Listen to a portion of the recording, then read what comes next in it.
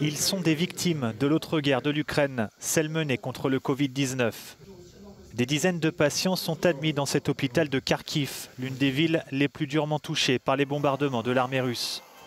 La peur d'être attaqué est bien présente chez le personnel de l'hôpital et les patients, reliés à des bouteilles d'oxygène.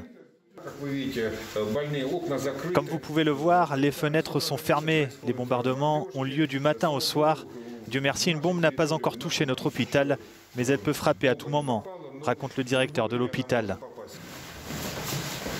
Le personnel s'emploie à trouver des solutions en cas d'attaque. Un abri anti-bombe a été aménagé dans le sous-sol de l'hôpital pour transporter les patients malades et affaiblis si nécessaire. Nous descendons ici plusieurs fois par jour, le plus souvent la nuit, mais aussi parfois la journée, lorsque les sirènes se déclenchent et que nous entendons des bombardements. Depuis le début de la guerre, de nombreux membres du personnel sont aussi confrontés à des problèmes de transport. Certains ont dû s'installer dans les sous-sols de l'hôpital. Beaucoup ne peuvent pas se rendre au travail, alors nous essayons de faire avec le personnel que nous avons. Ceux qui ont pu venir restent maintenant ici, explique la directrice du département.